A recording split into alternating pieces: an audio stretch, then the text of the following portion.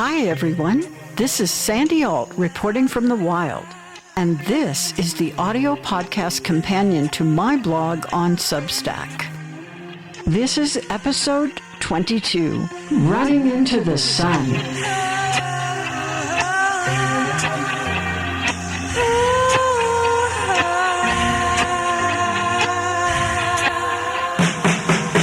Lately, I feel like I'm running on empty.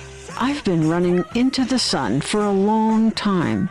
Let me quote lyrics from Running on Empty, a song by the prolific American talent Jackson Browne. Looking out at the road rushing under my wheels, I don't know how to tell you all just how crazy this life feels. I look around for the friends that I used to turn to pull me through. Looking into their eyes, I see them running too. Running on empty, running blind, running into the sun, but I'm running behind.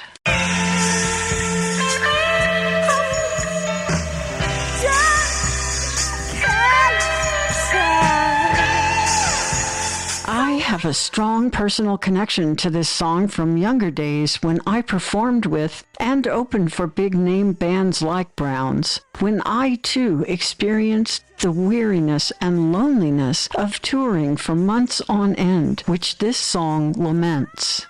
And I also know what it is like to run into the sun, into the heat, into the fire, into the chaos and the conflagration, into the fight. I know this from a life lived out loud politically, and especially from my time as a wildland firefighter, when I was trained to run towards the fire. I'll have a tale from the wild about this before we're done here. But first, let me tell you why I think we should all be gearing up to run into the sun right now, and how you can get started or find a way to do more. We have a shared threat, a blazing inferno we all need to fight. Right now, today, right here, the authoritarian assault advances. Another American city is occupied by military forces whose rightful mission is to defend our country from enemies abroad. Our pedophile pal president invites Putin, for whom the International Criminal Court has issued a warrant for war crimes, to meet on American soil, ostensibly to talk peace plans for Ukraine, without Ukraine at the table. This is partly designed to distract us all from the fact that the person who occupies the Oval Office is both politically and personally incontinent over the Epstein files, where the shit is leaking out everywhere and the stench of it cannot be disguised, no matter how devious and dishonest the administration is, no matter how they cavort and handspring about to try to lead us off track from this astonishingly appalling actuality that the filth and inhumanity of pedophilia, in addition to the corruption, criminality, cruelty, racism, and Nazism, has pervaded the presidency. Meanwhile, Republicans in blood-red states openly plot with the pedo-prez to perform mid-decade surgical redistricting of their states to disenfranchise every non-Republican voter and eviscerate the foundation of our democratic self-governance, which promises each citizen a vote. No hiding their intent, no making excuses, just a blatant admission that they can't stay in power unless they destroy free and fair elections and kill the republic that gave them their current positions and their riches. The contrast between what is happening to our democracy and the public's tepid at best reaction is crazy-making for me. How can a small smattering of occasional organized peaceful protests be the totality of our citizens' counter to this escalating tyranny? How do we wake more people up, motivate them to get in the fight, to reverse this regime and save our country from tyranny?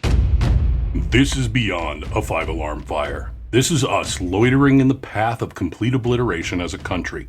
Not just politically, but personally, generationally, and globally.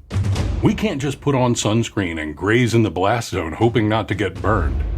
Some of us are already running into the sun to fight this head on. And yet, across this land, too many people are not finding a way to fight. They still have plenty. They aren't watching the skies for vultures. They aren't worried about their job yet, or their health care, or their retirement account, or their kids' future, or their country. Or maybe they are worried about these things, but to distract themselves, they go on enjoying the plenty that remains for the moment. Who can blame them? The firestorm isn't on their doorstep yet. Maybe they think they will be able to beat it back, or even reverse it once it gains their threshold. Maybe they hope someone else will arrest it before it gets there. Maybe they just don't know what they can do. These must be the reasons for their inaction, because no one I know is openly planning just to succumb once it arrives in their backyard. I get the need to find balance if you've been fighting too hard for too long. I am there myself, admittedly way past there. I tried taking a week off. While away, I managed not to read, watch, or listen to the news, other than to note the headlines and notifications that crawled across the screen of my phone. And even then, I tried not to dwell. But when I got back to the fight, I realized I had never completely left it. Now, I'll admit, for me, it takes a lot for my wilderness survivor's mind to go away. I have only felt it happen a handful of times in my whole long life. Floating on the water after paddling my kayak to the center of a lake and losing myself in the rhythmic sound of small waves slapping against the side of my boat. Lying on the ground next to a tent in the middle of nowhere and counting the shooting stars during a meteor shower. Sitting at the pinnacle of a hike and looking out at the beauty of mountain meadows blooming with wildflowers surrounded by snow-capped peaks. Listening to the air swirl and sing against the stacked stone walls of an ancient ruin in a remote red desert canyon. Yes, I can get distracted by beauty, by wonder, by pleasure, such as the contrast between cold creek water on my ankles and the warm sun on my back. But these instances all happened in much calmer times when our country was not in landslide towards authoritarianism. I seldom completely suppress that compulsory situational awareness I somehow attained early in my life and have relied on time and again in dangerous circumstances. I always check for the sightlines. I don't sit with my back to a door. I can't not know where the exits are. Long ago, I made friends with danger. As a former wildland firefighter, I am trained to run towards the fire. As a wilderness explorer, I have taught myself not to back down from danger, but also not to ignore the warning signs. As an advocate for the wild, I have learned to assess and balance the risks and rewards of being a part of it, which has required me time and again to muster my fiercest inner badass. But lately, I am on hyper alert every moment. There is little, if any, respite. While we don't all choose to lead high-risk lives, as citizens of a democracy, we are each compelled to meet the challenges of caring for and protecting it. It is not somebody else's job. It's everybody's job. My job, your job, our job. Our democratic republic has been under caustic, creeping assault for decades. For years, the attacks from the right were ongoing, but not so cripplingly disruptive that the general populace saw the insidious spread of this slow and steady assault. Soothed by prosperity that gave most Americans enough leisure time and spending power, the citizenry fell into a sleep-like state of self-satisfied safety. The enemy abroad had not disturbed our progress towards prosperity and world dominance, but the enemy within was already on the move. Now we have open attacks on our democracy, and the greater public fails to rouse and react. Yes, many of us have rallied time and again.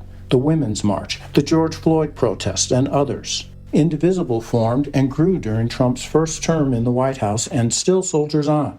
Formidable forces like the Lincoln Project sprang up to inform and warn the populace about what was at stake in the shadowy initiatives rising on the right. Project 2025 was exposed. The people were told. The defenders of democracy shouted from the rooftops to wake up our fellow Americans, and still, the willfully ignorant and the self-righteously indignant, the racists and the misogynists and the stupid and the cruel rallied behind Trump and his ilk, and, even after a bloody insurrection which they saw with their own eyes, they handed the keys to our democracy to the bad guys. When Heritage Foundation President Kevin Roberts casually claimed, We are in the process of the Second American Revolution, which will remain bloodless if the left allows it to be. a minority of bad people in America were all for it. And the good people in America were divided. Some rallied to fight for democracy, working hard to inform and engage their fellow citizens. More came out for rallies, connected with others in meetings, donated to campaigns, or volunteered to help good candidates. America might possibly have a majority of good people, but if that is true, it is truly a slender majority. And the tactics we've been trying are not forceful enough to reverse this tyrannical regime. The small number of us fighting is not enough, and likely, rallies and protests are not enough. Campaigns and candidates are important, but we are no longer guaranteed free and fair elections. We are in dangerous, deep, dark tyranny territory now. They have the military. They have decimated the mainstream media. They have destroyed the Department of Education. They have given almost all of what we paid in taxes to the rich and to a newly formed government-sponsored terrorist force that they have created to petrify, persecute, subdue, suppress, and kidnap people off American streets. They have created concentration camps on American soil. They have openly called for the diminishment and dominance of women. They have proudly and publicly used Nazi language, propaganda, and symbols in government announcements, at public events, and in social media. They have unapologetically called for Christian nationalism and the subjugation of people of color. They unabashedly flaunt corruption and oligarchy. They plan to permanently transform the people's house into a plutocrat's palace. And they perform mind-boggling feats of falsity to divert our attention from the truth of a failing economy and the building body of evidence of predation and sexual assault on minors by the predator potentate and perhaps others in his den of deviance. They invite authoritarian dictators, murderers, and war criminals to the White House. They deviate from disease control and from arresting poverty to fatten the coffers of billionaires, and they delight in cruelty with Instagram posts of unimaginable inhumanity to immigrants. And still the American population does not rise up en masse. They do not boycott. They do not strike. They do not take to the streets in sufficient numbers to shut down the dictatorial seizure. Let's go back to Jackson Browne's song. Gotta do what you can just to keep your love alive. Trying not to confuse it with what you do to survive. In '69, I was 21, and I called the road my own. I don't know when that road turned into the road I'm on.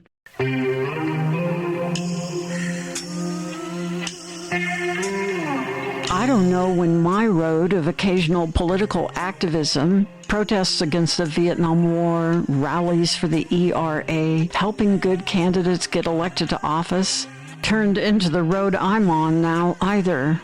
But I do know that, as Browne does, looking back at the years gone by, I am someone who always runs into the sun, into the fire, into the fight. A few years ago, my husband Tracy and I took off to explore the wilds of the Northern Rockies in Canada to see and film wolves and bears along the backbone of the northernmost parts of this continent. It was an unforgettable adventure, one which found us exhausted, elated, and almost unbearably inconsolable when it came time to leave. We had fallen in love with the unspoiled beauty of Canada's turquoise rivers and lakes in which we bathed, from which we drank. We had realigned ourselves with the rhythms of nature, become invisible and egoless again. Mere creation without intent or ambition or desire, one with the wolves and the bears we wandered among. We shed tears as we crossed the border to come home, exhausted, sunburnt, spent, while also satiated with wonder. Our planned route back to Colorado was blocked. A detour set around a massive wildfire in the mountains of Montana. We saw this menace hours before, the ominous smoke column, the anvil-like cloud formation, and our sharpened senses smelled the smoke long before we got to the boundary line. And here is how it is to be someone who runs into the sun. Tracy and I turned to look at one another and laughed. I was just wishing I had my fire gear with me, I said. And he said, Me too. I was wondering whether I had my smoke jumper boots in the back. This is who we are. We see the smoke column, we smell the forest burning, we run towards the fire because we have trained ourselves to fight it. We have learned from experience to proceed with caution, but without letting fear deter us from meeting the moment with everything we have. And that's how we've defended democracy all these years. And this leads me to wonder if maybe the good people in America who don't know what to do might need something like the political equivalent of fire camp, where you go as a rookie and learn the ropes, gain some confidence, figure out what your best skills are, and find a place for yourself in the world of wildland firefighting. Fire camp trains responders in these 5 divisions that an incident response team deploys to meet a disaster. 1. Command. Command sets objectives, priorities. They lead. 2.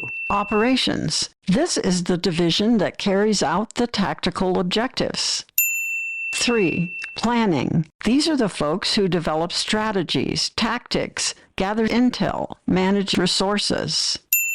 4. Logistics. These guys arrange for and place the provisions of everything needed by the team. And 5. Finance. This is who manages getting the funds and paying the bills for the incident. All of us don't need to be on the front lines. Many of us are better placed elsewhere. Where do your skills lie? If you're a leader, you're likely already running into the sun. But it takes a whole team of folks with a variety of talents to mount a meaningful defense against an assault on our democracy.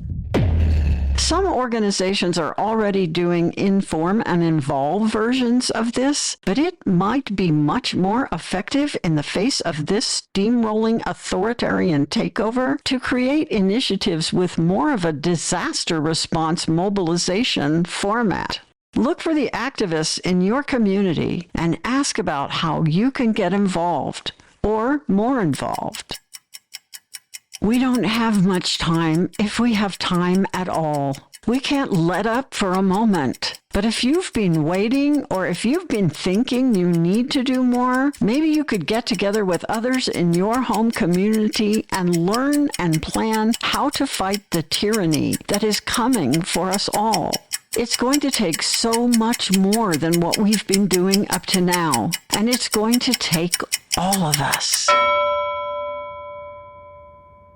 In closing, looking back as Brown does in this song as he pounds the piano rhythmically to a rock beat, I'd love to stick around, but I'm running behind. You know, I don't even know what I'm hoping to find. Running into the sun, but I'm running behind.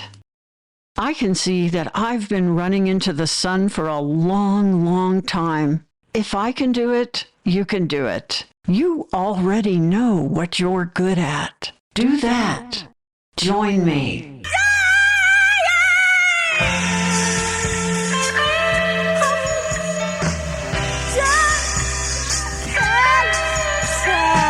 This has been Sandy Alt reporting from the wild. Every week or so, I publish a written blog on Substack, and then a few days after, I produce a podcast version like this one.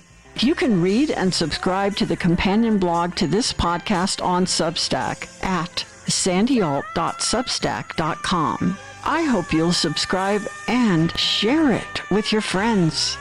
My grateful thanks to the very talented voiceover artists Michael Clarkson and George Jackson and T. Kearns from my production team for their voice work for this podcast. And to two very gifted people on the team for their work refining the script, Teresa Daus-Weber and Eric Brody. Be sure to give Eric's blog on Substack a read. It's called Decency and Sense. And if you want more stories from the wild, look for my Wild Mystery series. You can start with any book in the series and go wild.